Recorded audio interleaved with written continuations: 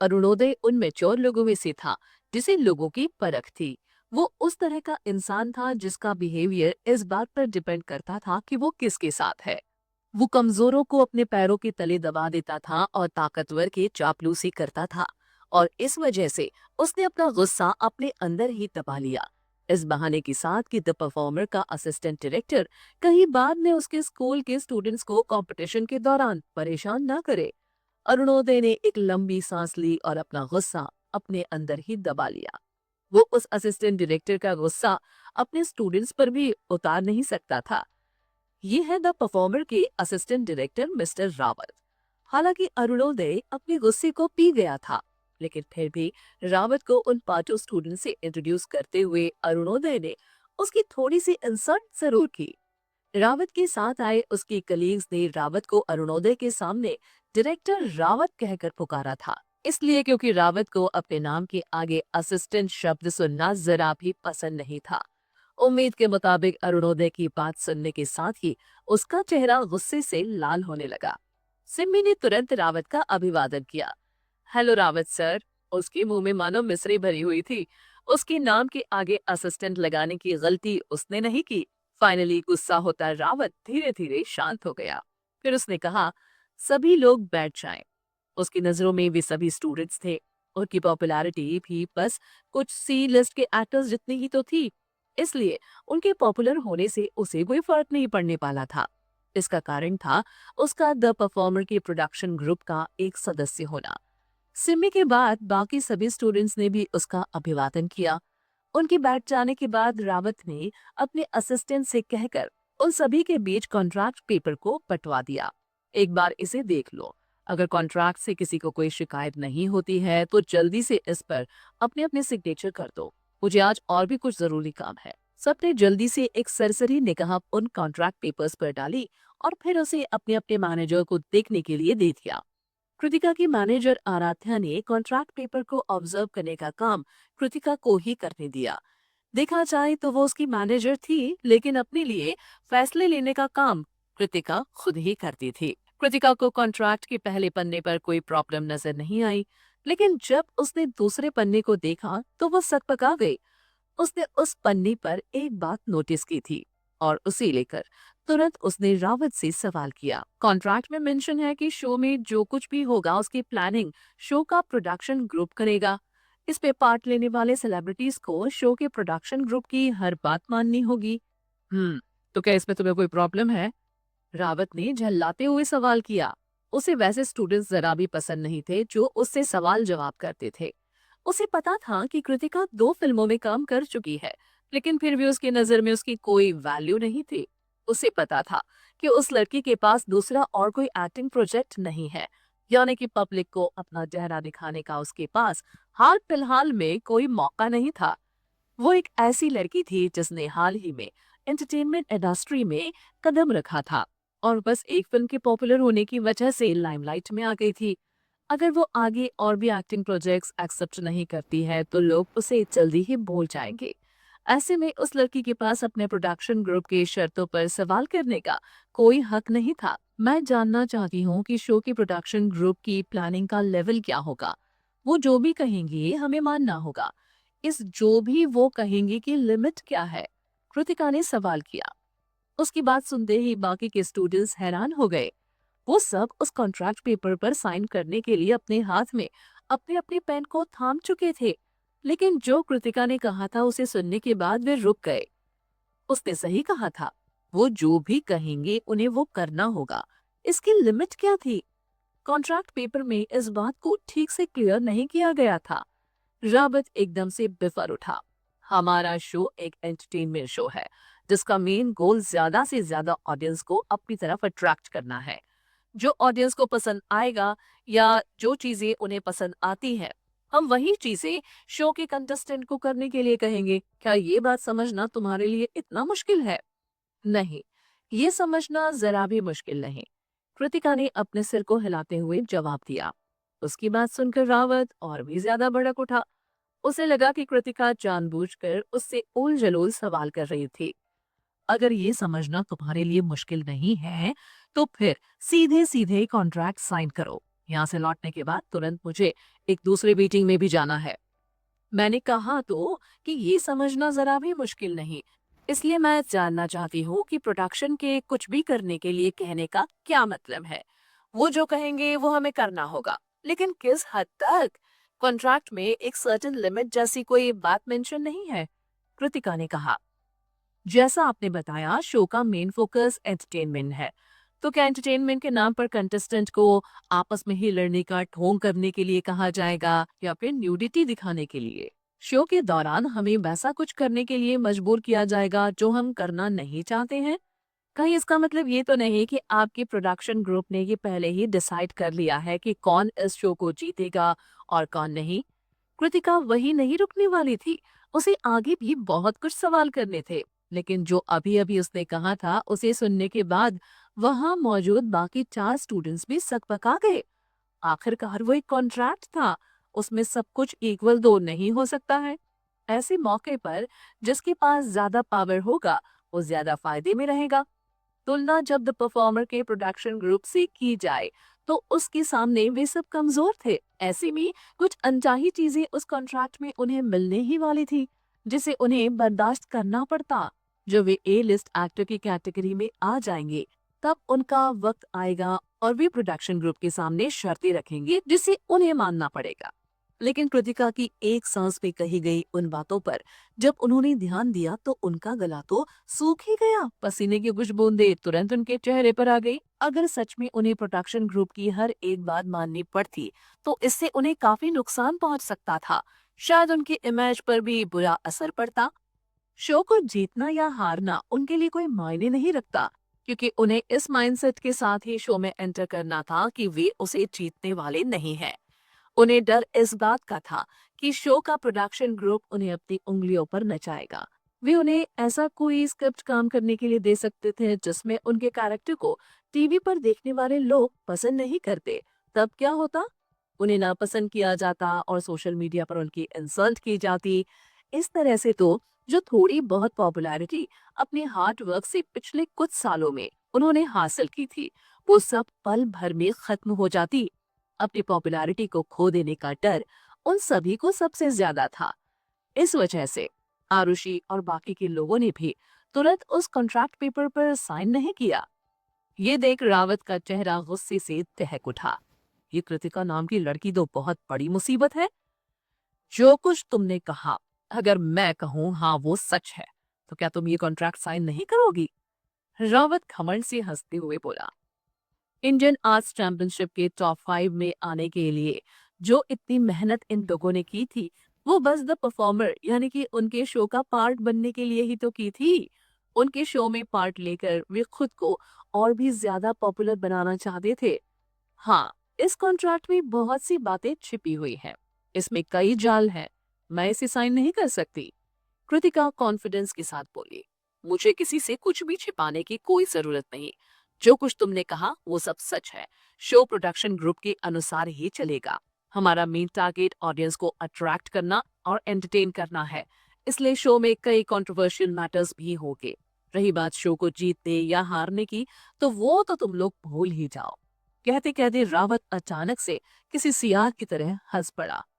जीतने या हारने की फिक्र करने की तुम्हें कोई जरूरत नहीं है। शो में सीनियर टैलेंटेड और पॉपुलर एक्टर्स की कोई कमी नहीं। उनके साथ compete करते हुए तुम लोगों के जीतने का तो सवाल ही नहीं उठता है। आप जो कह रहे हैं उसके हिसाब से अगर मैं जीत भी सकती हूँ तो मुझे जीतने नहीं दिया जाएगा। चाहे जो भी हो, मैं हारूंगी ही, क्योंकि मेरा कंपटीशन इंडस्ट्री के सीनियर एक्टर्स के साथ है। कृतिका ने बीच में कहा। हाँ, रावत ने हाँ में अपने सिर को हिलाया। लेकिन इससे क्या फर्क पड़ता है? किसी यंग एक्टर का हमारे प्रोग्राम का हिस्सा होना मतलब वो लोगों के बीच ट्रेंड में रहेगा और उसकी पॉपुलैरिटी भी बढ़ेगी। चलो, इसे ऐसे देखते हैं, एंटरटेनमेंट ओनली कॉर्पोरेशन हमारे शो के होने वाले चैंपियन को स्पॉन्सर कर रहे हैं। उन्होंने उसे लेकर शो में 200 करोड़ का इन्वेस्टमेंट किया है। बदले में हम शो में उनकी कंपनी के नाम को मेंशन करते रहेंगे और उनके कॉन्ट्रैक्ट में काम कर रहे एक्टर को शो का विनर बनाएंगे। हमारा शो इंडिया में सबसे पॉपुलर शो में से एक है। टीवी रेटिंग्स के मामले में इसके पिछले सीजन्स ने कई रिकॉर्ड्स बनाए हैं। कई दूसरी प्रोडक्शन कंपनीज हमारे शो को कॉपी कर रही हैं। हमारे शो में आने के लिए नामी गिरामी एक्टर्स आस लगाए बैठे रहते हैं कि कब हम उनकी रिक्वेस्ट को मानकर उन्हें अपने शो का हिस्सा बनने दें। हमारे प्रोग्राम के लिए हमें ऐसे किसी एक्टर को कांटेक्ट करने की कोई जरूरत नहीं पड़ती, बल्कि एक्टर्स को हमें कांटेक्ट करना पड़ता है। इसलिए अगर तुम सबको हमारे शो का हिस्सा बनना है, तो तुम्हें इस कॉन्ट्रैक्ट को साइन तो करना ही होगा। शो के दौरान शो के दौरान शायद तुम्हें हमारे ऑर्डर्स मानने में तकलीफ हो, लेकिन तुम्हें उन ऑर्डर्स को मानना ही होगा। बाद में आउट ऑफ कैमरा आकर तुम हमारे प्रोडक्शन ग्रुप पर नाराजगी भी जता सकते हो, लेकिन सच तो यही है कि जो कुछ भी हम तुमसे करवाएंगे, उससे तुम लोगों की पॉपुलैरिटी बढ़ेगी ही। साथ ही तुम लोगों को दुनिया के सामने टीवी पर आने का ज्यादा से ज्यादा मौका मिलेगा। हर बार पॉपुलर होने के लिए सिर्फ और सिर्फ पॉजिटिव चीजें करना बेवकूफी है। जरूरत पड़ने पर हमें वैसी नेगेटिव चीजें भी जरूर करनी चाहिए जो हमारी पॉपुलैरिटी को और भी ज्यादा बढ़ाए। बस इससे हमारे इमेज को नुकसान नहीं पहुंचना चाहिए, और किसी की इमेज ना बिगड़े इसका ख्याल हम अच्छे से रखते हैं। रावत ने एक सांस में वो सारी बातें कह दी। कृतिका, तुम एक प्रोफेशनल हो, तुम्हें तो इन चीजों की समझ होनी चाहिए। मैं यहाँ मौजूद बाकी स्टूडेंट्स को तो रिप्रेजेंट नहीं कर रही। अगर उन्हें लगता है कि इस कॉन्ट्रैक्ट से उन्हें कोई प्रॉब्लम नहीं है, तो वे इसे खुशी खुशी साइन कर सकते हैं, लेकिन मैं नहीं। मुझे आपके उस शो का हिस्सा नहीं बनना है जो बैकडोर से अरेंज किया जाता है। मैं आंख बंद करके आपकी और आपके ग्रुप की बात नहीं मान सकती। अगर मेरी एक्टिंग स्किल्स में कुछ कमी है, तो मैं बेशक शो की विनर नहीं बनूंगी, लेकिन अगर ये आप लोग तय करेंगे कि कौन विनर बनेगा, तो फिर इस शो में पार्ट लेना और कम्पीट करना महत्वहीन है। अगर आप मुझे ये भरोसा भी दिला देते हैं कि मैं इस शो को जीतूंगी, तो भी मैं इसमें पार्टिसिपेट नहीं करूंगी। इस शो का हिस्सा बनना किसी भी तरह से एक मजाक से कम नहीं। कहते हुए कृतिका ने वो कॉन्ट्रैक्ट पेपर सामने टेबल पर ज्यों का त्यों रख दिया। मैं आपके शो से विड्रॉ करती हूँ। रावत कृतिका के ऊपर हंस पड़ा। तुम्हें लगता है कि मैं तुम्हारी धमकी से डर जाऊंगा? मैं तुम्हें साफ साफ बता दूं कि हमारे प्रोडक्शन ग्रुप के पास एक या दो एक्टर की कोई कमी नहीं है। जब इंडियन आर्ट्स चैंपियनशिप को ऑर्गेनाइज करने वाले ऑर्गेनाइजर्स हमसे डिस्कशन कर रहे थे कि कंपटीशन में टॉप 5 में रहने वाले स्टूडेंट्स को हम अपने साथ काम करने का मौका दें, तो हम उनकी इस रिक्वेस्ट को मानना नहीं चाहते थे। एक लंबे डिस्कशन के बाद और उनके लगातार रिक्वेस्ट करने के कारण ही तुम लोगों को मौका देने के लिए राजी हो पाए। नहीं तो तुम्हें क्या लगता है कि तुम जैसे सेलिब्रिटीज जो जैसे तैसे थोड़ी बहुत पॉपुलर हुई हैं, उन्हें हम गलती से भी अपने शो में जगह देने के लिए राजी होते? रावत घमंड से हंस पड़ा। अगर तुम इस शो में पार्टिसिपेट करना चाहती हो तो कर सकती हो, अगर नहीं तो कोई तुम्हारे पीछे ये कहते हुए नहीं घूमने वाला कि प्लीज हमारे शो में पार्टिसिपेट करो। तो फिल्मों में काम कर लेने से खुद को बहुत बड़ी तोप समझने लगी हो। जो पॉपुलैरिटी तुमने हासिल की है, वो बस 4 दिन की चांदनी की तरह है। जल्द ही ये खत्म हो जाएगी और लोग तुम्हें भूल जाएंगे। रावत गुस्से से लाल पीला हो रहा था। एक अतनी सी लड़की जिसने अभी इंडस्ट्री में अपने करियर की शुरुआत ही की थी, उससे सवाल जवाब कर रही थी। सिमी को देखो, कैसे तुरंत उसने रावत की चापलूसी करनी भी शुरू कर दी। कृतिका खुद को समझती क्या है जो उसके लिए वो अपने प्रोडक्शन ग्रुप से बात करके उस कॉन्ट्रैक्ट में बदलाव करवाए। अगर वो कोई ए लिस्टर होती तो बात अलग थी, वे जरूर कॉन्ट्रैक्ट में बदलाव कर देते, लेकिन कृतिका जैसी छोटी मोटी सेलिब्रिटी के लिए कोई क्यों ये सब करेगा? उसकी किसे परवाह थी? वो कॉन्ट्रैक्ट पेपर में खोट निकाल रही है। वो चाहती है कि कॉन्ट्रैक्ट में बदलाव हो, लेकिन ऐसा करने के लिए वो उससे कोई रिक्वेस्ट नहीं कर रही, बल्कि सीधे शो से विड्रॉ करने की धमकी दे रही है। ऐसा करने का हक उसे दिया किसने? रावत ने कृतिका का मजाक उड़ाया, लेकिन कृतिका ने इस बात पर जरा भी ध्यान नहीं दिया। उसके एक्सप्रेशंस में कोई बदलाव नहीं आए। वो वहीं बैठी रही और उस कॉन्ट्रैक्ट पेपर पर उसने अपना साइन नहीं किया। कृतिका का उसे इग्नोर करना रावत को अखर गया। हाँ, अगर वो कॉन्ट्रैक्ट साइन नहीं करना चाहती थी, तो वहां रुकी क्यों थी? उसे वहां से चले जाना चाहिए था। उसे क्या लगता है कि अगर वो वहीं बैठी रहेगी तो वो अपना मन बदलने के लिए मजबूर हो जाएगा? बिल्कुल भी नहीं। उसे यही लग रहा था कि कृतिका जानबूझकर फुटेज खा रही थी। रियलिटी में वो उसकी शो से विड्रॉ नहीं करना चाहती थी। ये सब बस उसका ड्रामा था। वहां बैठे रहने का मतलब क्या था? क्या वो अभी भी ये चाहती थी कि वो उसे उस कॉन्ट्रैक्ट में साइन करने के लिए फिर से कहे?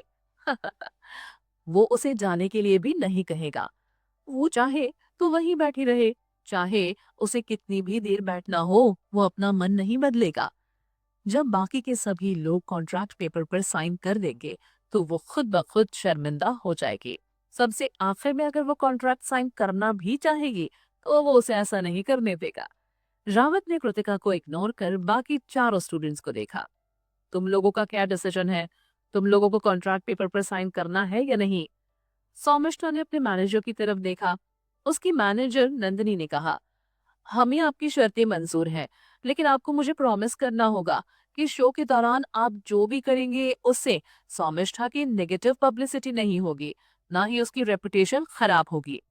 ऑफ कोर्स, मैं प्रॉमिस करता हूँ कि हमारे शो के कारण तुम्हारे क्लाइंट की रेपुटेशन रत्ती भर भी खराब नहीं होगी, रावत ने कहा। यही प्रॉमिस मैं बाकी सभी स्टूडेंट्स से भी करता हूँ, उसने बाकी स्टूडेंट्स की तरफ देखते हुए कहा। नंदिनी ने सहमति में सौमिष्ठा को देखते हुए अपने सिर को हिलाया। चलो, अब कोई प्रॉब्लम नहीं, कॉन्ट्रैक्ट पेपर पर साइन कर दो। कौन इस शो को जीतता है और कौन हारता है, इससे हमें कोई फर्क नहीं पड़ता है। हमारे लिए जरूरी है कि तुम्हें शो में ज्यादा से ज्यादा पॉजिटिव एक्सपोजर मिले। अपनी बात पूरी करने के बाद नंदिनी ने कृतिका और उसकी मैनेजर आराध्या की तरफ देखा। उसे ये बड़ा अजीब लगा। कृतिका इतने अच्छे मौके को हाथ से कैसे जाने दे रही थी, और इस मौके को हाथ से जाने देने का कारण क्या था? उसके मुराज। उसने ऐसे कई सेलिब्रिटीज को देखा था। ये उसके लिए अनयूजुअल नहीं था। जब सेलिब्रिटी किसी प्रोडक्शन ग्रुप या कंपनी के साथ कॉपरेट नहीं करते हैं, तो ये उसके मैनेजर का काम होता है कि वो उसे समझाए। लेकिन आराध्या को देखकर ऐसा तो नहीं लगता कि वो कृतिका को जरा भी कंट्रोल कर रही है। वो उसे वो सब कुछ करने दे रही थी जो वो चाहती थी। देखो तो, आराध्या को इसे अभी तक किसी सेलिब्रिटी के मैनेजर होने का काम ठीक से करना नहीं आया है। जब सिम्मी और मोहित ने उस कॉन्ट्रैक्ट को देखा, तो उन्हें भी उसमें कोई बुराई नजर नहीं आई। वो इंडस्ट्री में काफी पहले आ चुके थे, इसलिए उन्हें इस तरह के शो में क्या होता है इसके बारे में काफी कुछ पता था। सिम्मी ने तो इंडस्ट्री में आने के बाद हर तरह के हथकंडे अपनाए थे, मीडिया की नजरों में बने रहने के लिए। वो ऐसी कंट्रोवर्सीज में जानबूझकर फंसती थी कि मीडिया वाले उसे लेकर कुछ न कुछ जरूर लिखें। कई बार तो उसने खुद से रिलेटेड न्यूज खुद ही किसी मीडिया चैनल को फेक आईडी के थ्रू दिए थे। इस तरह से कभी मीडिया उसे लेकर ये न्यूज दिखाती कि वो कितनी बुरी है, तो अगले ही न्यूज में वे लोग उसकी अच्छाइयों की तारीफ करते नजर आते थे। वो खुद की पॉपुलैरिटी को हमेशा से एक लेवल तक खुद ही मेंटेन करती आई थी। मोहित उन पांचों के ग्रुप में ऐसा शख्स था जिसकी पॉपुलैरिटी लोगों के बीच ना के बराबर थी। इसलिए उसे कोई ऐसा प्लेटफॉर्म तो चाहिए ही था जहां से वो अपने पॉपुलैरिटी को इंक्रीज कर सके। मोहित ने भी जल्दी से कॉन्ट्रैक्ट पर साइन कर दिया। उसके तुरंत बाद सौमिष्ठा ने भी कॉन्ट्रैक्ट पेपर पर अपने साइन कर दिए। कृतिका के अलावा वहां बस आरुषि ही ऐसी स्टूडेंट रह गई थी जिसने अब तक उस कॉन्ट्रैक्ट पर साइन नहीं किया था। उसने पहले कृतिका की ओर देखा, फिर बाकी तीनों स्टूडेंट्स की तरफ। उसके बाद उसने अपने मैनेजर से कहा, मैं अपनी रेपुटेशन और अपने इमेज के साथ कोई खिलवाड़ नहीं होने देना चाहती। जिस कृतिका ने उस कॉन्ट्रैक्ट पर साइन अब तक नहीं किया था, जिसे वो ठीक से जानती तक नहीं थी, उसका दिल न जाने क्यों उस कृतिका पर भरोसा कर उठा था। उसे उसकी जजमेंट पर पूरा भरोसा था। जब से वो उसे जान पाई थी, तब से उसने उसे हारते हुए नहीं देखा था। कई बार अलग अलग लोग उससे उलझे थे, लेकिन आखिर में क्या हुआ? वो कभी उन लोगों से हारी नहीं। ऐसे में जब कृतिका ने उस कॉन्ट्रैक्ट पर साइन नहीं किया, तो इसका यही मतलब था कि उस शो में सच में कुछ तो गड़बड़ थी, और वो शो ज्यादा दिन तक चलने वाला भी नहीं था। ये तो अच्छा था कि शो की इनर पॉलिसी के बारे में अब तक बाहरी दुनिया वालों को कुछ भी पता नहीं चला था, क्योंकि जैसे ही उन्हें इस बारे में पता चलेगा, वैसे ही ना सिर्फ ये प्रोग्राम बंद हो जाएगा, बल्कि इसमें पार्टिसिपेट करने वाले सेलिब्रिटीज की इमेज पर भी अच्छा खासा बुरा असर पड़ेगा। पता नहीं किस वजह से कृतिका ने उस कॉन्ट्रैक्ट पर साइन नहीं किया, लेकिन उसने तय किया कि वो कृतिका पर भरोसा करेगी। आरुषि के मैनेजर अभिजीत ने एक लंबी सांस ली। फिर उसने कहा, ठीक है। आरुषि भले ही काफी यंग थी, लेकिन फिर भी उसमें मेच्योरिटी की कोई कमी नहीं थी। वो अपने एक्टिंग करियर को लेकर काफी सीरियस थी। अभिजीत ने एक बार भी उसे किसी बच्ची की तरह ट्रीट नहीं किया था। वो उसके फैसले की कद्र करता था। कुछ सोचकर अभिजीत ने कृतिका की तरफ देखा। कृतिका भी उम्र में आरुषि के बराबर ही थी। उसके लिए वो भी एक बच्ची ही थी। लेकिन फिर भी उस लड़की में न जाने ऐसा क्या था कि लोगों को उस पर अपने आप भरोसा हो जाता था। न जाने क्यों, लेकिन इस वक्त वो भी कृतिका पर और उसके फैसले पर भरोसा कर रहा था। अभिजीत ने अपने सिर को 2-3 बार हल्का सा झटका दिया, फिर मुस्कुरा उठा। वो निश्चित ही कृतिका से 20 साल बड़ा था, इसलिए खुद से उम्र में छोटी लड़की पर भरोसा करना उसे बड़ा अजीब लग रहा था।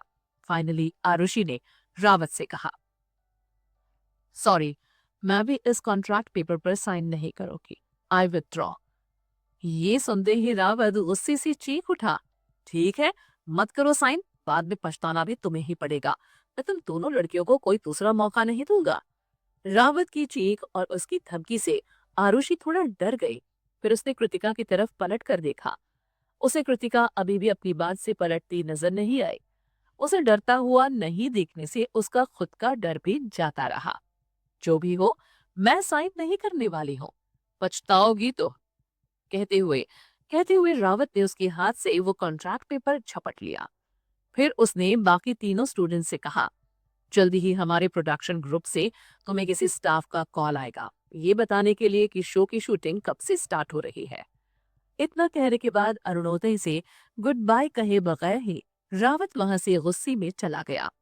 अरुणोदय को समझ में नहीं आ रहा था कि वो कृतिका और आरुषि से क्या कहे। कृतिका एक यंग लड़की थी, लेकिन साथ में डटर भी। अरुणोदय ने कृतिका और आरुषि दोनों की तरफ अपनी उंगली उठाई, लेकिन वो कुछ कह नहीं पाया। फिर एक लंबी सांस लेने के बाद उसने मोहित और सिमी से कहा, मैं अपने स्कूल के स्टूडेंट से प्राइवेट में बात करना चाहता हूँ। उस कमरे का माहौल ऐसे भी काफी टेंस्ड हो चुका था, लेकिन उन दोनों ने भी वहां रुकना ठीक नहीं समझा और वे दोनों अपने अपने मैनेजर के साथ वहां से निकल गए। उनके वहां से चले जा उनकी वहां से चले जाने के बाद अरुणोदय ने आरुषि और कृतिका से कहा, यही रुको, मुझे तुम दोनों की करतूत के बारे में पहले प्रिंसिपल से बात करनी होगी। ऐसा मुश्किल से ही होता था। किसी एक ही स्कूल के 3 स्टूडेंट्स इंडियन आर्ट्स चैंपियनशिप की कंपटीशन में टॉप 3 पर रहे। उसके बाद उन तीनों को ही स्टार स्क्रीन मीडिया के शो में जाने का मौका दिया गया। वे तीनों वहां अपने साथ साथ अपने स्कूल को भी प्रमोट कर सकते थे। वो लोगों को बता सकते थे कि उनके एक्टिंग टैलेंट पे आए निखार की वजह उनका स्कूल है। जब सब कुछ इतने अच्छे से हो रहा था तो उन तीनों में से 2 ने पहले ही क्विट क्यों कर दिया? द परफॉर्मर में नेशनल फिल्म एकेडमी से 3 स्टूडेंट्स को पार्ट लेना था, लेकिन अब उसमें बस एक ही स्टूडेंट पार्ट लेने वाला था। सौमिष्ठा अभी वहां से गई नहीं थी। उसने अपनी जगह पर बैठे हुए आरुषि से कहा, कृतिका अगर इस शो में पार्टिसिपेट नहीं करना चाहती तो ये उसकी पर्सनल चॉइस है। तुम क्यों उसे ज्वाइन कर रही हो? कितना अच्छा मौका था हम दोनों के पास। आरुषि ने अपने होठों को सिकुड़ लिया। फिर वो बोली, अब जब मैंने फैसला कर लिया है तो मैं इसे बदलने वाली नहीं। मुझे अपने फैसले पर कोई पछतावा नहीं। इधर नंदिनी ने आराध्या से बात करने की कोशिश की। तुमसे मिलकर अच्छा लगा। मैं सौमिष्ठा की मैनेजर नंदिनी हूँ। तुम जरूर कृतिका की मैनेजर होगी। मुझे भी तुमसे मिलकर अच्छा लगा नंदिनी। आराध्या ने जल्दी से रिप्लाई किया, हाँ, मैं कृतिका की मैनेजर हूँ। मेरा नाम आराध्या है। तुमने कृतिका को शो के कॉन्ट्रैक्ट पर साइन करने के लिए मनाने की कोई कोशिश क्यों नहीं की? नंदिनी ने मुस्कुराते हुए सवाल किया। सेलिब्रिटीज का ऐसा करना आम बात है। वो अपनी इमेज को लेकर कॉन्शियस रहते हैं। इस वजह से वो कई अच्छी प्रोजेक्ट्स को ठुकरा देते हैं। ऐसे में उन्हें राजी करने का काम उस सेलिब्रिटी के मैनेजर का ही तो होता है।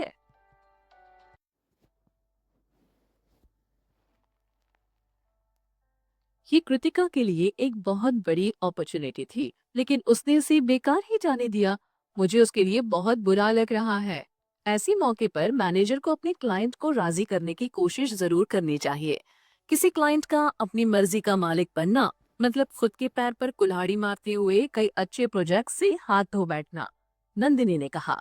उसकी बात सुनने के बाद आराध्या की आंखें झपक उठी। उसके चेहरे पर आई एक्सप्रेशंस कंफ्यूजन से भरे हुए थे। कैसी बड़ी अपॉर्चुनिटी! नंदिनी ठगी सी रह गई। ये प्रोग्राम द परफॉर्मर, मैं इसकी ही तो बात कर रही हूँ। क्या ये एक बेहतरीन प्रोग्राम नहीं है? स्टार स्क्रीन मीडिया हमारे देश की बेस्ट टीवी स्टेशंस में से एक है। उनके प्रोग्राम हमेशा से काफी पॉपुलर रहे हैं। उनके शोज में पार्टिसिपेट करने वाले हर शख्स की पॉपुलैरिटी काफी तेजी से बढ़ती है। वे सब फेमस हो जाते हैं। सीधे से कहूँ तो उनके प्रोग्राम में पार्ट लेने वाला इंसान अपनी पॉपुलैरिटी के पीक लेवल पर आ पहुंचता है। इंडस्ट्री का हर एक्टर, चाहे वो कितना भी पॉपुलर क्यों न हो, स्टार स्क्रीन मीडिया के किसी न किसी शो में काम जरूर करना चाहता है। यही तो वो अपॉर्चुनिटी है जिसे कृतिका ने बर्बाद जाने दिया, और तुम्हें उसे ऐसा करने से रोकना चाहिए था। तभी सौमिष्ठा ने नंदिनी की पीठ थपथपाई।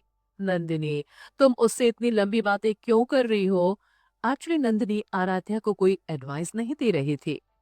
रावत ने पहले ही सब कुछ क्लियर कर दिया था। बाद में चाहे कृतिका को अपने फैसले पर पछतावा ही क्यों न हो, वो उसे फिर से वो कॉन्ट्रैक्ट ऑफर नहीं करेगा। इसलिए वो बस उससे बात कर उस पर थोड़ी सहानुभूति दिखा रही थी।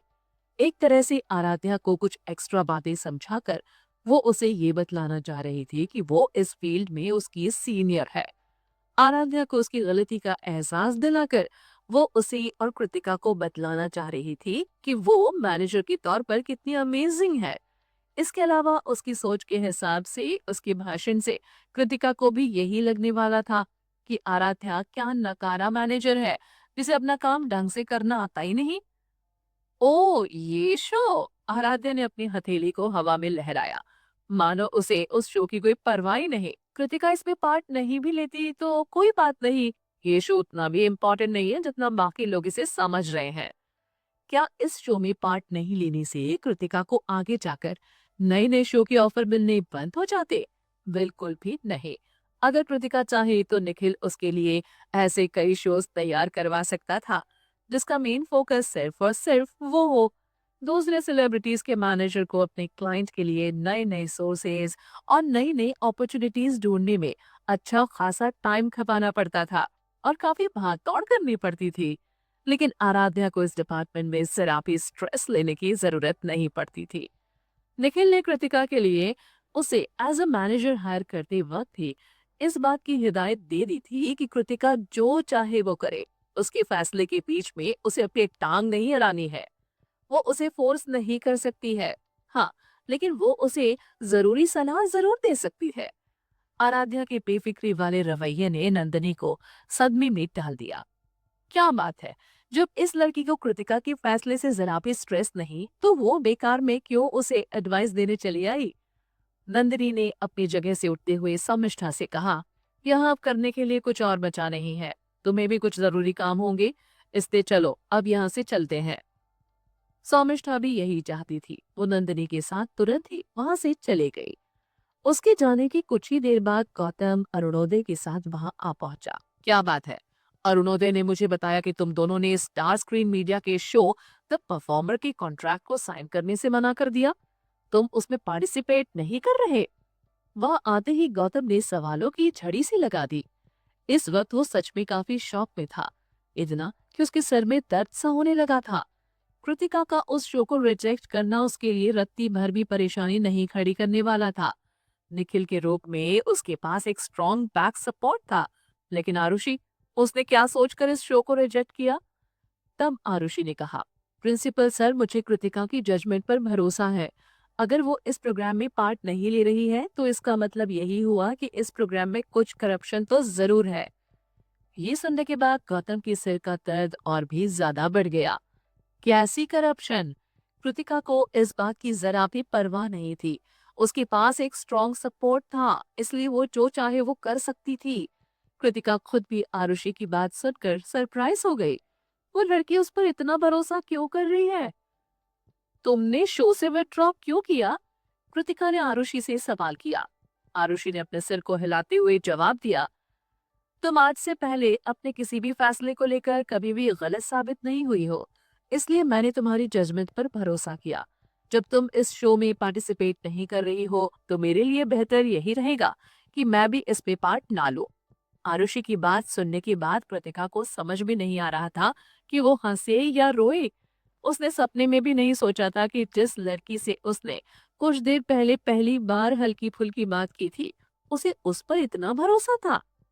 ठीक है, कृतिका ने मुस्कुराते हुए कहा, मुझ पर भरोसा करके तुम गलत साबित नहीं होगी। गौतम गुस्से में था, लेकिन वो चाहकर भी कृतिका पर गुस्सा नहीं कर सकता था। ठीक है, तो फिर मुझे बताओ कि तुम दोनों एक्चुअली में क्या सोच रही हो। ये एक अच्छी अपॉर्चुनिटी थी। तुम दोनों अपने एक्टिंग स्किल्स में सुधार कर सकती थी। इंडस्ट्री के सीनियर्स के साथ कम्पीट कर तुम अपनी पॉपुलैरिटी भी बढ़ा सकती थी। इस शो के जरिए तुम लोगों को बतला सकती थी कि तुम्हारी एक्टिंग स्किल कितनी अच्छी है। शायद इस शो की वजह से कोई डायरेक्टर तुम लोगों से इम्प्रेस हो जाता और तुम्हें अपनी फिल्म में काम करने का मौका देता। साथ ही साथ तुम दर्शकों को ये बतला सकती थी कि नेशनल फिल्म एकेडमी के स्टूडेंट्स की acting skills national drama academy के स्टूडेंट्स से कम नहीं। हमारे स्कूल नेशनल फिल्म एकेडमी से 3 स्टूडेंट्स का सिलेक्शन इस शो द परफॉर्मर में हुआ था और नेशनल ड्रामा एकेडमी से 2 स्टूडेंट्स का। ऑडियंस ये बात जरूर नोटिस कर दी, वहां बहुत सारे बेनिफिट्स हमें मिल सकते थे, लेकिन तुम दोनों को ये बात दिखाई ही नहीं दी। मेरी तरफ देखो, अपने करियर के अगले स्टेज में जाने के लिए और यहाँ तक आने के लिए तुम दोनों ने कड़ी मेहनत की है। फाइनली तुम दोनों को सक्सेस मिलने भी वाली थी कि एंड मौके पर तुम दोनों ने अपने कदम पीछे खींच लिए। तुम दोनों के मन में चल क्या रहा था? गौतम ने बेचैनी से सवाल किया। बात सिर्फ उसके स्कूल की पॉपुलैरिटी की बढ़ने की नहीं थी, बात उन दोनों लड़कियों के करियर के अगले पड़ाव की थी। कृतिका की बात तो छोड़ ही दो, आरुषि को इस शो से विड्रॉ करने की क्या सनक चढ़ी थी? मुझे इस बारे में बताओ। गौतम ने आरुषि से सवाल किया। तुम अभी यंग हो, खूबसूरत हो, लोगों का तुम्हें राइजिंग स्टार का टैग देना एक रेयर बात है। तुम्हारी खूबसूरती के कारण लोग मुश्किल से ही तुम्हारे एक्टिंग टैलेंट पर ध्यान देते। वैसी एक्ट्रेस जो एवरेज लुकिंग होती हैं, उनके एक्टिंग स्किल्स पर आमतौर पर लोगों का ध्यान सबसे पहले जाता है। लेकिन तुम्हारे केस में हर किसी का अटेंशन तुम्हारी ब्यूटी पर होगा। तुम्हारी एक्टिंग स्किल्स तुम्हारी सुंदरता के पीछे छप जाएगी, लेकिन तुम हो तो एक अच्छी एक्टर हो जो समय समय पर खुद में इम्प्रूवमेंट भी करती आई है। तुम्हारी खूबसूरती तुम्हारा एडवांटेज है, लेकिन साथ ही साथ तुम्हें आगे बढ़ने से रोकेगा भी। इससे लोगों का पूरा ध्यान तुम्हारी खूबसूरती पर रहेगा। तुम्हें रोल्स भी वैसे ही मिलेंगे जिसमें तुम्हें अपनी सुंदरता को दिखाना होगा। उन रोल्स को ऑफर करने वाले तुम्हें एक खास तरह के कैरेक्टर का रोल ऑफर करना ही पसंद करेंगे। अगर रोल की डिमांड स्किलफुल एक्टर की होगी, तो वे किसी ऐसे एक्टर को हायर करेंगे जिनकी एक्टिंग स्किल्स अच्छी है। आखिर इंडस्ट्री में एक्ट्रेसेस की कमी थोड़ी ना है। यहाँ ऐसी कई टैलेंटेड लड़कियां अच्छे रोल के इंतजार में बैठी हुई हैं। तुम्हारे पास फाइनली एक ऐसी अपॉर्चुनिटी थी। तुम खुद आज से पहले द परफॉर्मर में आए हुए गेस्ट एक्टर्स का ट्रैक रिकॉर्ड देख लो। वो सब एक से बढ़कर एक टैलेंटेड एक्टर्स थे। यंग, वेटरन, मोस्ट पॉपुलर, इस टाइप के एक्टर्स को उस शो में बुलाया जाता था।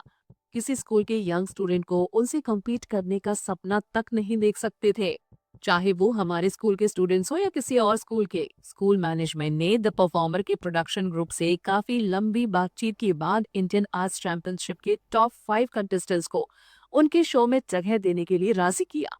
ये एक शानदार मौका था। तुम लोगों के पास एक्सपीरियंस एक्टर्स के साथ compete करने का। उनके साथ compete करने के दौरान तुम लोग जान सकते थे तुम लोगों में क्या कमी है और अपनी एक्टिंग में तुम्हें किस लेवल तक सुधार करना है। ये शो तुम लोगों के फ्यूचर के लिए काफी बेनिफिशियल होने वाला था, लेकिन तुम दोनों ने इतने अच्छे मौके को बर्बाद हो जाने दिया। एक लंबा भाषण देने के बाद गौतम कुछ पल के लिए जैसे ही सांस लेने के लिए हुआ, वैसे ही कृतिका बोल पड़ी। सर, मैं जानती हूँ कि आप हम दोनों की फ्यूचर की फिक्र कर रहे हैं। उस वक्त गौतम ये भी भूल गया था कि कृतिका निखिल ओबेरॉय की गर्लफ्रेंड है। तुम ये जानती हो, फिर भी तुमने इतने अच्छे मौके को हाथ से जाने दिया। प्लीज इतना भी परेशान ना होइए। कृतिका जानती थी कि गौतम को उन दोनों के करियर की चिंता थी, इसलिए उसके गुस्सा होने पर वो जरा भी नाराज नहीं हुई, बल्कि उसने मुस्कुराकर धीमी आवाज में उनके गुस्से को शांत करने की कोशिश की। तुम मुस्कुरा कैसे सकती हो? गौतम और भी ज्यादा फ्रस्ट्रेट हो गया। सर प्लीज, कृतिका जो कहना चाहती है पहले उसे सुन तो लीजिए। आरुषि ने कृतिका की साइड ली। तुम तो बोलो ही मत। गौतम ने गुस्से में उसे फटकार लगाई। आरुषि आगे जो भी कहने वाली थी कह नहीं पाई और डर के मारे चुप हो गई। वो गौतम के गुस्से को झेलना नहीं चाहती थी। तब कृतिका ने आगे कहा, जो कुछ मैंने एनालाइज किया है प्लीज पहले उसे सुनिए। गौतम ने पास से एक चेयर खींची और उस पर बैठ गया। ठीक है, बोलो। कृतिका ने सब कुछ अच्छे से गौतम और अरुणोदय को एक्सप्लेन किया। फिर वो बोली, जितना मैंने समझा है उसके हिसाब से उस कॉन्ट्रैक्ट पर साइन कर लेने के बाद उस शो में हमसे कुछ तो अनर्गल चीजें जरूर करवाई जाती। कृतिका मुस्कुरा उठी। मैं इसके लिए कॉन्फिडेंट हूँ। वहां हमें कुछ न कुछ गलत करने के लिए मजबूर तो जरूर किया जाता। उस पल में गौतम, अरुणोदय और आरुषि को फाइनली फिर से याद आ गया, एक्टिंग लाइन में आने से पहले कृतिका कौन सी जॉब करती थी। तुम इतनी कॉन्फिडेंट हो? अरुणोदय ने उससे सवाल किया। हाँ, एक्चुअली में एकदम ये ऑब्वियस है। गौतम सर ने भी ये बात अभी अभी मेंशन की थी। कंपटीशन में टॉप 5 पर रहने वाले स्टूडेंट सिर्फ इसलिए इस प्रोग्राम का हिस्सा बन पा रहे हैं क्योंकि सभी तेज स्कूल के मैनेजमेंट ने मिलकर स्टार स्क्रीन मीडिया से इसे लेकर डील की। देखा जाए तो शुरुआत से ही टॉप 5 पर रहने वाले स्टूडेंट्स इस डील से डिसएडवांटेज में रहे हैं। इस डील के कारण द परफॉर्मर का प्रोडक्शन ग्रुप हमसे ज्यादा पावरफुल है। ये बात शुरू में ही साबित हो गई। यानी हमारे बीच कोई इक्वालिटी नहीं। उस कॉन्ट्रैक्ट के हिसाब से हम उनसे अपने मन की कुछ भी नहीं कह सकते थे और ना ही कर सकते हैं। इस वक्त हम बस स्टूडेंट हैं। एंटरटेनमेंट इंडस्ट्री में हमारा रुतबा बहुत बड़ा नहीं, यानी कि उनके लिए हम महत्वहीन हैं। दूसरे स्टूडेंट्स से तुलना की जाए तो शायद हमारे फैंस ठीक ठाक है, लेकिन उस शो में आने वाले बाकी के एक्टर्स की बात की जाए तो उनके सामने हमारे फैंस की संख्या काफी कम है। ऐसे शो में जब कोई कंट्रोवर्सी क्रिएट होगी तो हमेशा नेगेटिव वे में हम 5 स्टूडेंट्स को ही दिखाया जाएगा, क्योंकि ए लिस्ट एक्टर्स को तो वे नेगेटिव वे में दिखला नहीं सकते। आखिर उनके फैंस हमसे कहीं ज्यादा जो है। सही कहा तुमने। किसी कंट्रोवर्सी के दौरान हमेशा हमें ही गलत दिखलाया जाएगा। आरुषि ने बुरा सा मुंह बनाते हुए कहा। हाँ, और इसका कारण है हमेशा हमारा डिसएडवांटेज में होना। जो कॉन्ट्रैक्ट हमारे अलावा बाकी के ए लिस्ट एक्टर्स को दिया गया होगा वो हमारे कॉन्ट्रैक्ट से काफी अलग होगा। उनके शो का प्रोडक्शन ग्रुप गलती से भी उन्हें डिससेटिस्फाइड नहीं करेगा। अगर उन्हें लेकर कोई नेगेटिव बात क्रिएट होती है तो वे इसका सारा ब्लेम मीडिया में आकर शो के प्रोडक्शन ग्रुप पर डाल देंगे। लेकिन अगर हम ऐसा कुछ करेंगे तो हमारी बात को कोई वैल्यू नहीं देगा। अगर हम मीडिया में आकर कुछ कहेंगे भी तो शो का प्रोडक्शन ग्रुप हमारी बात को बदलकर मीडिया को मिसलीड कर देगा और सारा का सारा ब्लेम हम पर डाल देगा। ऐसे में हम कुछ कर नहीं पाएंगे और आम लोगों और शो के ऑडियंस के गुस्से का शिकार बनने के लिए मजबूर हो जाएंगे। हो सकता है उस शो में जितना ज्यादा हमें नेगेटिव दिखाया गया हो उससे गुस्सा होकर हमारे अभी के फैंस भी हमारा साथ छोड़ दें। उन्हें लगेगा कि शो के दौरान हमने अपना असली रंग दुनिया को दिखला दिया। कृतिका ने हल्का गुस्सा होते हुए कहा, हमने अभी तो अपने करियर की शुरुआत की है, इसलिए हमें हर चीज को लेकर केयरफुल रहना होगा। सबसे जरूरी बात यह है कि इस वक्त हमारा उठाया गया हर कदम काफी सोचा और समझा हुआ होना चाहिए। हम बिना कुछ सोचे समझे जल्दबाजी में किसी भी तरह का गलत फैसला नहीं कर सकते। एक गलत कदम उठाकर इंडस्ट्री में जो पॉपुलैरिटी हमने हासिल की है उसे हम यूं ही खत्म हो जाने नहीं दे सकते। इस शो के कारण अगर हमारे इमेज ही खराब हो जाती है तो किसी भी तरह की पॉपुलैरिटी को हासिल करने का क्या फायदा। कृतिका जब ये कह रही थी तब उसके बगल में खड़ी आरुषि बार बार अपने सिर को हाँ में हिला रहे थे। जो कुछ कृतिका ने अब तक कहा था वो कम्प्लीटली लॉजिकल था। उसे जीतने और हारने की परवाह नहीं थी। इस वक्त उसे बस एक बात की चिंता थी। उसे चिंता थी अपने इमेज की। वो हमेशा ही अपनी रेपुटेशन और इमेज को लेकर केयरफुल रहती थी। वो नहीं चाहती थी कि बस थोड़ी सी पॉपुलैरिटी के लिए वो अपने इमेज को ही बर्बाद हो जाने दे। जो कुछ मैंने कहा वो इस शो से विड्रॉ करने का मेरा पहला कारण है। दूसरा कारण है रावत की कही गई बात। उसके शो के हिसाब से हम शो को किसी भी कीमत पर जीत नहीं सकते और इसके पहले या दूसरे राउंड में ही बाहर कर दिए जाएंगे। शो में कई सीनियर और टैलेंटेड एक्टर मौजूद होंगे।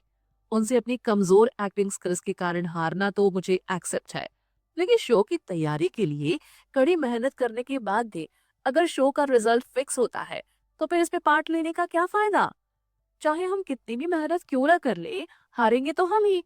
चाहे हमारा कंपटीशन किसी टैलेंटेड सीनियर एक्टर से हो या लेस टैलेंटेड एक्टर से, हमारा हारना तय है। ऐसे में हम अपनी एक्टिंग में इम्प्रूव कैसे करेंगे? क्या हम इस शो के जज की फीडबैक और जजमेंट पर भरोसा कर पाएंगे? वो छोड़िए, क्या इस शो में पार्ट लेने वाले एक्टर्स अपनी एक्चुअल एबिलिटी के साथ शो में परफॉर्म करेंगे? कौन हमें सही सही बतला पाएगा कि हमसे क्या गलती हुई और हमें कहाँ सुधार करने की जरूरत है? आरुषि एकदम से चुप हो गई। पहले वो यही सोचती आई थी कि जीतना और हारना उसके लिए मायने नहीं रखता है। इस तरह के शो में बस किसी तरह अपनी पॉपुलैरिटी बढ़ा ली जाए, वही उसकी जीत होगी। अल्टीमेटली शो में जाने का असली मकसद तो ज्यादा से ज्यादा लोगों को खुद की एग्जिस्टेंस का एहसास दिलाना था, साथ ही साथ पैसे कमाना और सक्सेसफुल होना। उसका मकसद साफ और सिंपल था। लेकिन कृतिका की बातों को सुनने के बाद उसने महसूस किया कि थोड़ा नाम कमाने के चक्कर में वो इस तरह की वाहियात रूल्स को गलती से भी एक्सेप्ट नहीं कर सकती है। गलती से अगर कभी इस शो का सच दुनिया के सामने आ गया, तो नेशनल फिल्म एकेडमी और नेशनल ड्रामा एकेडमी के स्टूडेंट्स इससे सबसे ज्यादा अफेक्टेड होंगे। कृतिका ने आखिर में कहा। अगर वो ये नहीं भी कहती, तो भी अब तक गौतम को इस बात का एहसास हो गया था। वो कुछ देर चुप रहा, फिर उसने सहमति में अपना सिर हिलाया। मैं समझ गया। अरुणोदय भी मुस्कुरा उठा। तुम दोनों लड़कियों ने सही फैसला लिया। गौतम कृतिका से काफी ज्यादा खुश हो गया था। उसे नहीं पता था कि कृतिका को खुद के साथ साथ उसके स्कूल की भी चिंता थी। गौतम सच में काफी खुश था। कृतिका ने उसके दिल को छू लिया था। ये बात जब कृतिका ने नोटिस की, तो एक सर्द लहर उसकी स्पाइन में दौड़ गई। ये काफी डरावना था। शुरू में मुझे लगा कि तुम दोनों ने बहुत बड़ी गलती की है। ये शो तुम दोनों के लिए मील का पत्थर साबित होगी। लेकिन अब मेरे ख्याल बदल गए हैं। ये उतना भी बड़ा मौका नहीं था जितना मैं समझ रहा था। गौतम ने सीरियस होते हुए कहा। खैर, चाहे जो भी हो, तुम लोगों ने जो डिसीजन लिया है उसमें तुम्हें मेरा पूरा सपोर्ट मिलेगा।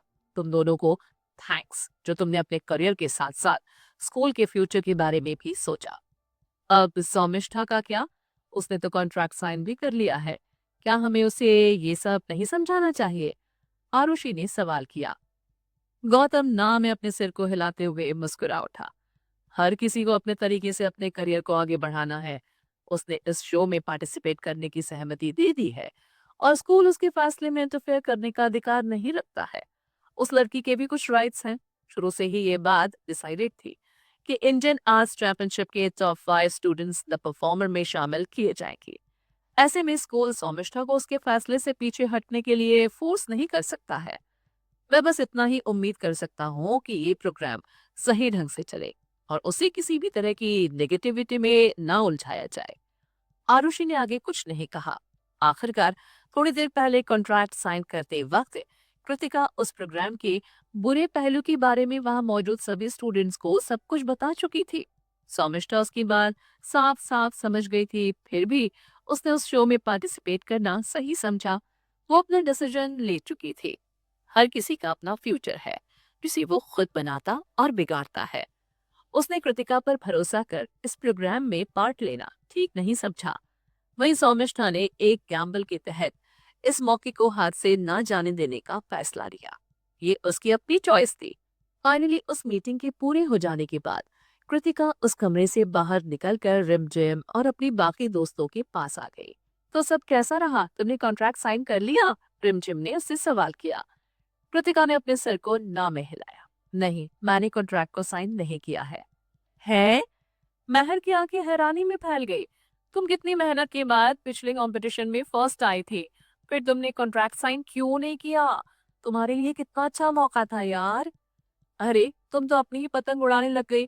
पहले कृतिका को खुद को एक्सप्लेन तो करने दो। कृतिका ने महर को पीछे झटकते हुए उसके कान में जोर से कहा। कॉन्ट्रैक्ट ना साइन करने का कृतिका के पास अपना कोई कारण जरूर होगा। जितना छोटा तुम्हारा दिमाग है, उससे तो कृतिका के चिंता ना करने में ही तुम्हारी भलाई है। नीतिका की बात सुनकर महर ने अपना मुंह फुला लिया। फिर वो कृतिका की एक्सप्लेनेशन का इंतजार करने लगी। कृतिका ने उन तीनों को उस कॉन्ट्रैक्ट के बारे में बताया। मुझे लगा कि उस कॉन्ट्रैक्ट को साइन कर लेने के बाद शो में कुछ भी कहने का अपना हक मैं खो दूंगी। चाहे मैं कोई भी चाल क्यों ना चलने दी, उस कॉन्ट्रैक्ट के अगेंस्ट नहीं जा पाती। स्टार स्क्रीन मीडिया को ही देखो, वो न जाने कब से इस तरह का खेल खेलते आ रहे हैं। जरूरत पड़ने पर ना चाहते हुए मुझे उन्हें कोऑपरेट करना पड़ता। वो जैसे चाहे वैसे शो में मुझे यूज कर सकते थे।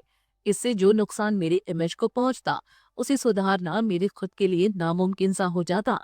अरे बाबा रे, क्या ऐसा भी किसी शो में होता है? फिर तो अब से मैं वो शो कभी नहीं देखूंगी। महर ने गुस्से से कहा।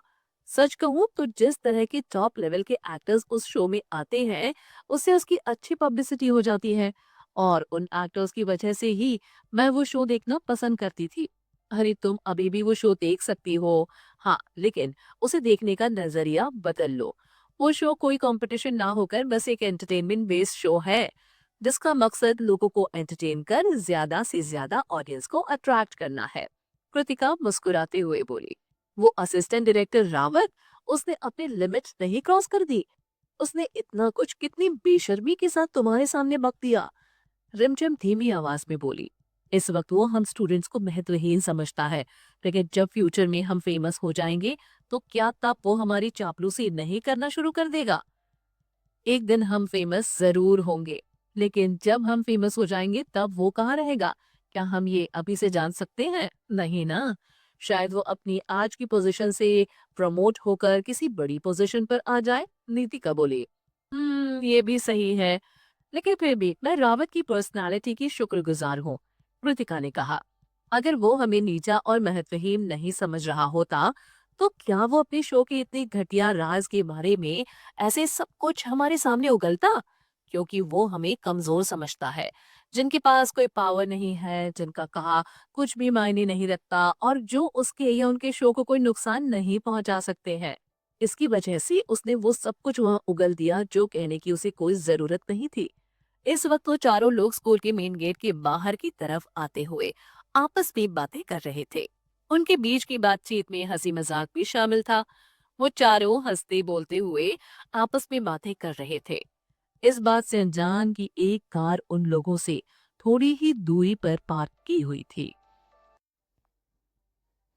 उस कार में सौमिता और वीरेंद्र बैठे हुए थे। वो दोनों जल्दी से कार से बाहर निकले, और कार से निकलते ही उन्होंने कृतिका का रास्ता रोक लिया। कृतिका इसके लिए तैयार नहीं थी। जब उसने महसूस किया कि उसके सामने किस तरह के लोग आकर खड़े हो गए थे, तो वो एक कदम पीछे हट गई। वीरेंद्र और सौमिता के अनफ्रेंडली चेहरे को देखकर कृतिका ने रिमझिम और बाकी दोनों लड़कियों से कहा, तुम लोग आगे बढ़ो, मैं थोड़ी देर में आती हूँ। रिमझिम और बाकी दोनों लड़कियां वीरेंद्र और सौमिता को पहचान नहीं पाए।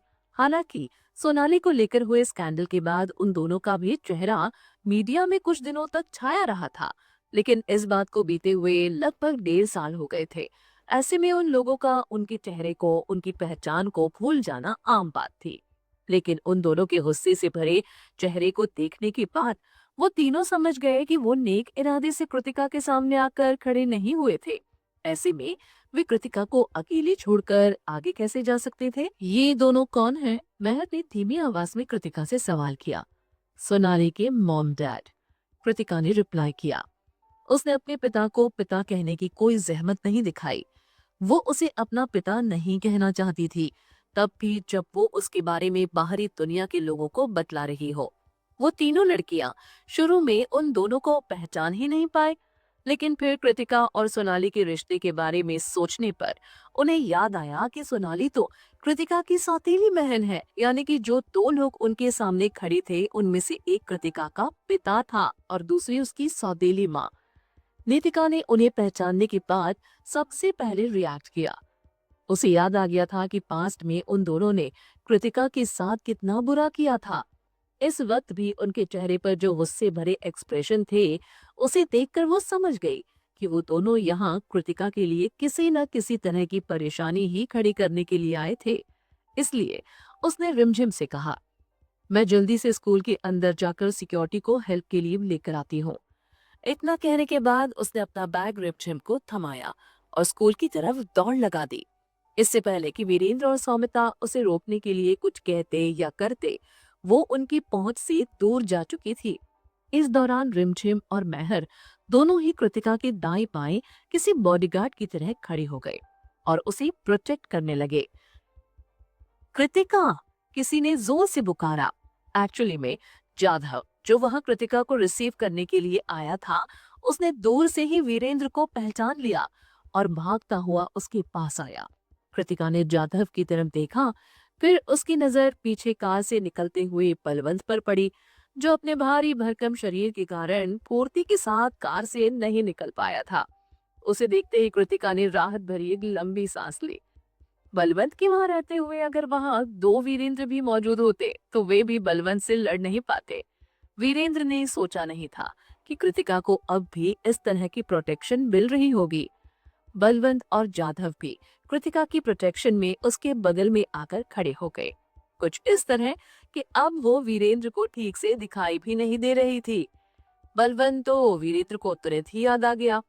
लगभग 1.5 साल पहले जब अनुराधा हॉस्पिटल में थी और तब जब वो कृतिका को हर्ट करने के लिए हॉस्पिटल गया था, तब वो बलवंत और शेरा ही थे जिसने उसे उस हॉस्पिटल से बाहर लाकर सड़क पर फेंक दिया था। उसे इसकी जरा भी उम्मीद नहीं थी कि वो बलवंत यहाँ कृतिका के स्कूल के पास दिखेगा। इसका मतलब साफ था कि कृतिका के बॉयफ्रेंड ने तब के अपने दोनों बॉडीगार्ड्स में से एक को चुपचाप कृतिका की सुरक्षा के लिए उसके पीछे किसी साए की तरह रहने के लिए छोड़ा हुआ था। वीरेंद्र ने सोनाली से सुन रखा था कि कृतिका के बॉयफ्रेंड की फैमिली काफी रिच और पावरफुल बैकग्राउंड वाली है। बलवंत निश्चित ही उसके बॉयफ्रेंड के लिए ही काम करता होगा।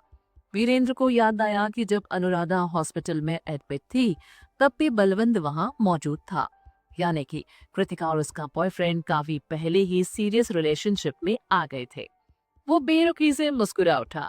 उसने बलवंत की तरफ अपनी उंगली को पॉइंट करते हुए कृतिका से कहा, मैं इसे जानता हूँ। अनुराधा जिस हॉस्पिटल में थी, वहीं इससे मेरी पहली मुलाकात हुई थी।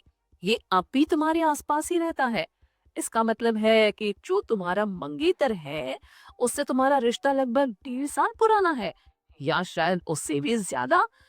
यानी कि तब तुम खुद ही अनिकेत को धोखा दे रही थी, फिर तुमने पूरी दुनिया में ये ढिंडोरा पिटवा दिया कि सोनाली ने अनिकेत को तुमसे छीना है, जबकि अनिकेत ने तुम्हारी बदचलनी के बारे में जानने के बाद ही तुम्हें छोड़ने का फैसला किया होगा। तुम सच में एक बदजात लड़की हो। उस पल में जब कृतिका वीरेंद्र को उसे फटकार लगाते हुए सुन रही थी, तो उसे लेकर उसके मन में कोई फीलिंग्स नहीं जागी। वो उसे किसी अजनबी की तरह देख रही थी। महर और रिमझिम तो वीरेंद्र को अविश्वास में हैरान होकर देख रहे थे। कोई पिता अपनी खुद की बच्ची को ऐसी भद्दी गाली कैसे दे सकता था? उसके बोलने का अंदाज ऐसा था जैसे वो अपनी बच्ची से नहीं, बल्कि अपने किसी दुश्मन से बात कर रहा है। कृतिका ने रिमझिम और महर से कहा, स्कूल जाओ और नितिका को ढूंढो।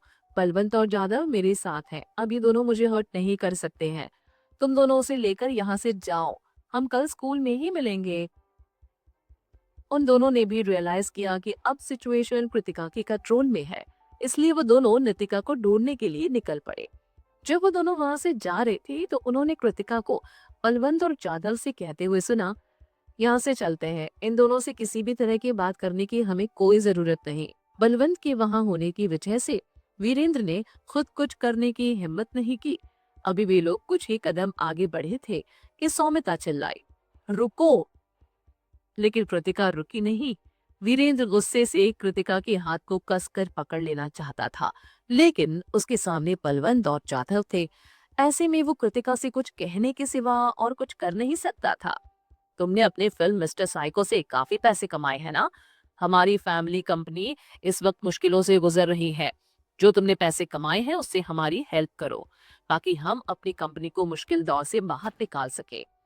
उसकी बात सुनकर कृतिका ने वीरेंद्र को ऐसे देखा जैसे वो किसी पागल इंसान को देख रही है।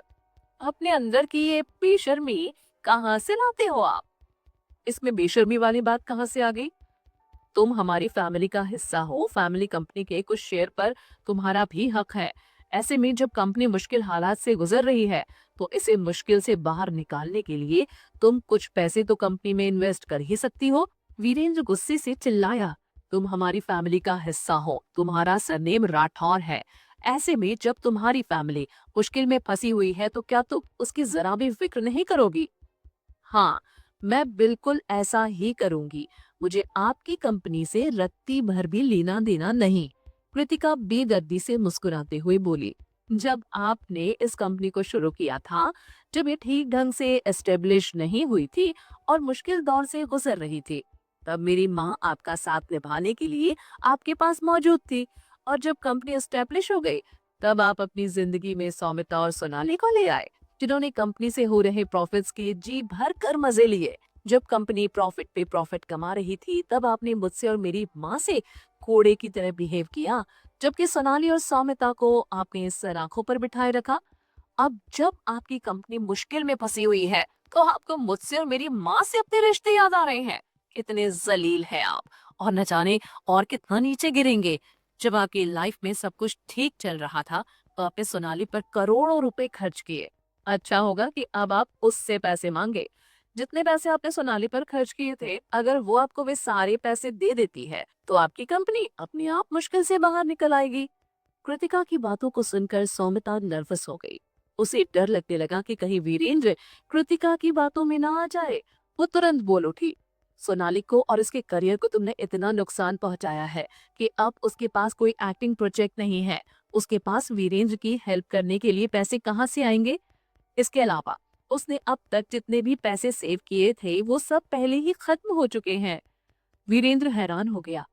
क्या सोनाली की सेविंग्स खत्म हो गई? पर कैसे? हाँ, उसकी सेविंग्स खत्म हो चुकी हैं।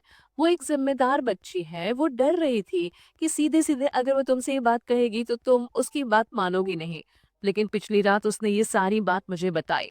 जब उसके एक्टिंग करियर में सब कुछ अच्छा चल रहा था, तब उसने अच्छे खासे पैसे कमाए थे, लेकिन तब उसके खर्चे भी काफ़ी ज़्यादा थे। चाहे बात किसी तरह के प्रमोशन की हो या पार्टनरशिप या फिर किसी इवेंट में पार्टिसिपेट करने की, हर जगह उसे पैसे खर्च करने पड़ रहे थे। उसने कृतिका को भी जरूरत पड़ने पर काफी पैसे दिए, ताकि वो अपनी जरूरतें पूरी कर सके, खासकर तब जब वो उसे अपने साथ अब्रॉड ले गई थी। इस वजह से उसके पास ज्यादा सेविंग्स बचे नहीं। आखिर में उसके पास कोई एक्टिंग प्रोजेक्ट नहीं रहा। तब उसकी कमाई बंद हो गई और उसे अपनी बची खुची सेविंग्स खर्च करनी पड़ गई। इस वक्त उसके अकाउंट में बस 20 लाख रुपए बचे हुए हैं। ये ज्यादा तो नहीं, लेकिन पिछली रात उसने मुझसे कहा कि अगर तुम्हें पैसों की जरूरत है तो तुम उससे ये 20 लाख ले सकते हो। सौमिता ने काफी तेजी से ये सारी बातें कही। ये सारी बातें वीरेंद्र के दिल को छू गई। हालांकि 20 लाख कोई बहुत बड़ी रकम नहीं थी और ना ही इससे वीरेंद्र की कोई हेल्प हो सकती थी, लेकिन फिर भी सोनाली का उसे वो पैसे देने का ख्याल वीरेंद्र के दिल को छू गया। इन मुश्किल हालातों में भी उसकी वो बेटी उसके बारे में कितना सोच रही थी। वो सच में एक जिम्मेदार लड़की थी, कृतिका की तरह लापरवाह नहीं। हमारी बच्ची सच में एक समझदार और रिस्पॉन्सिबल लड़की है, लेकिन उससे मैं वो पैसे कैसे मांग सकता हूँ? वीरेंद्र ने कहा। सोनाली के बारे में सोचते ही उसके चेहरे पर खुशी झलक आई, लेकिन जैसे ही उसने फिर से कृतिका की तरफ देखा, उसका चेहरा गुस्से से तमतमा उठा। तुम्हें अपनी छोटी बहन से काफी कुछ सीखने की जरूरत है। उसके पास जो भी पैसे बचे हैं, वो मुझे देने के लिए तैयार है, लेकिन तुम्हारा क्या? क्या तुम अपने कमाए पैसे मुझे कंपनी में लगाने के लिए दे सकती हो? नहीं, बिल्कुल भी नहीं। कृतिका ने उसी सर्द मुस्कुराहट के साथ कहा। रिमझिम और मेहर ने भी वीरेंद्र की कही हर एक बात सुनी। वो दोनों एक दूसरे का मुंह ताकने लगे। उन्हें लगा कि वीरेंद्र सठिया गया है। सोनाली उसे अपने पैसे देने के लिए तैयार है, पर वो उसके पैसे खर्च नहीं करना चाहता। हाँ, लेकिन उसे कृतिका के पैसे खर्च करने में कोई परेशानी नहीं। क्या सनकी इंसान है ये? तुम बच्चौत लड़की! वीरेंद्र चिल्ला उठा। उसके सुलगते चेहरे को देख कृतिका के चेहरे पर मुस्कुराहट उभर आई। क्या बात है, सोनाली के पैसे लेने में आपको शर्मिंदगी हो रही है, लेकिन मेरे पैसे लेने में नहीं। तुम दोनों ही मेरी बेटियां हो, लेकिन तुम्हारी अर्निंग सोनाली से कहीं ज्यादा है। ऐसे में मैं तुमसे ही पैसे मांगूंगा, सोनाली से तो नहीं। वीरेंद्र ने बौखलाते हुए कहा। लेकिन पास्ट में जब आपके पास पैसे थे, तब आपने मुझे कभी भी पैसे क्यों नहीं दिए? कृतिका हंसते हुए बोली। क्यों ना ऐसा करे कि बचपन से लेकर आज तक आपने सोनाली को जितने भी पैसे दिए हैं ना, उन सबको ऐड किया जाए और वो सारे पैसे आप एक बार में मुझे दे दे। फिर मैं आपको पैसे देने के बारे में सोचूंगी। आपने सोनाली के लिए एक मैनेजमेंट कंपनी खोली थी ना? आपने उन सभी शोज में पैसे इन्वेस्ट किए जिसमें सोनाली ने काम किया। वो सारे पैसे भी आपको मुझे देने वाले पैसों में ऐड करने होंगे। कृतिका ने एक पल के लिए सोचा, फिर उसे एक आइडिया आया। उसने जोर से ताली बजाई, फिर वो बोली, क्यों ना ऐसा किया जाए, आप सोनाली के लिए एस्टेब्लिश की गई management company Gold Tele Industries मेरे नाम कर दें। तब मैं आपको आपकी कंपनी बचाने के लिए पैसे दूंगी।